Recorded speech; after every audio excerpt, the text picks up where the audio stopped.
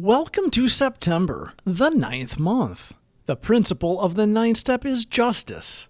We have come a long way since January, and we've been doing our best to practice these principles in all our affairs.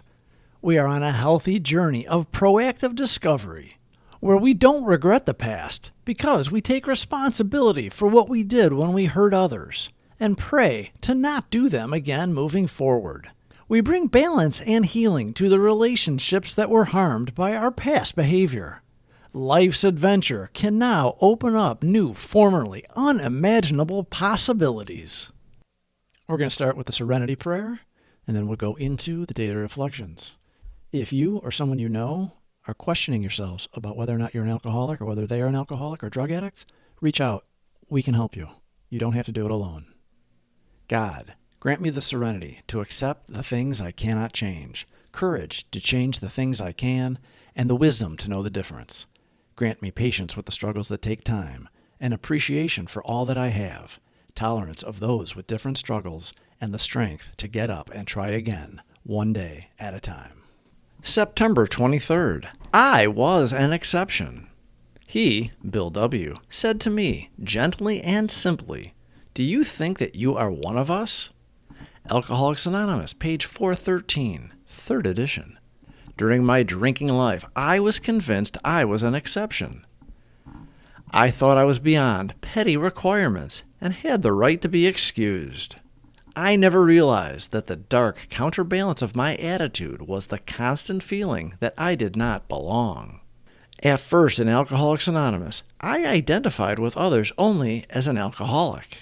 What a wonderful awakening for me it has been to realize that, if human beings were doing the best they could, then so was I. All of the pains, confusions, and joys they feel are not exceptional, but part of my life, just as much as anybody's. Relating to the stories we hear in an Alcoholics Anonymous meeting provides us with a peculiar comfort, assuring us that we are not alone in our confusion. We once believed ourselves to be uniquely afflicted by our thoughts and undefined insanity, preventing us from seeking help. We had never experienced a sense of belonging before. Connecting with others who identify as alcoholics unexpectedly opened the door to genuine sobriety. It was the last thing we would have admitted, but after quietly listening in meetings, we had to acknowledge that those sober individuals were recounting our own experiences. We wondered how they seemed to know us so intimately. This revelation clarified so much for us. While it was initially devastating to accept complete abstinence, as we began our journey through the steps, the grip of alcohol obsession gradually weakened. They wished us a slow and steady recovery when we longed for instant sanity. We proudly embraced the role of champions for sobriety, following the program as outlined in the Big Book.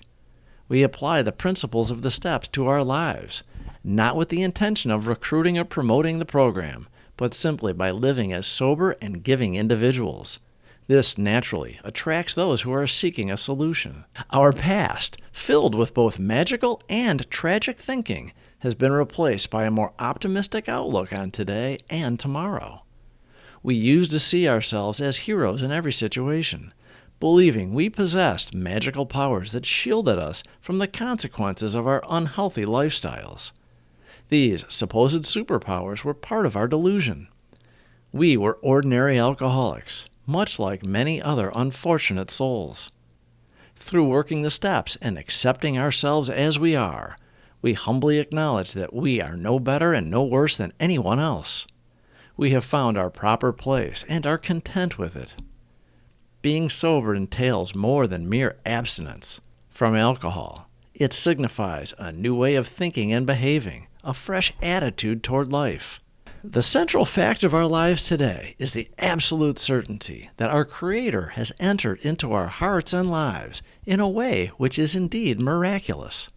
He has commenced to accomplish those things for us which we could never do by ourselves.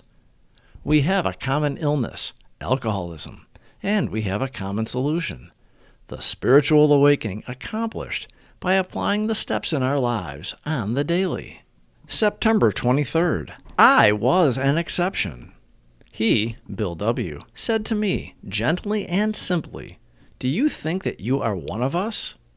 Alcoholics Anonymous, page 413, 3rd edition.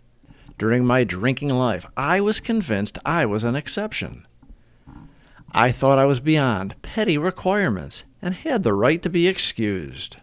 I never realized that the dark counterbalance of my attitude was the constant feeling that I did not belong.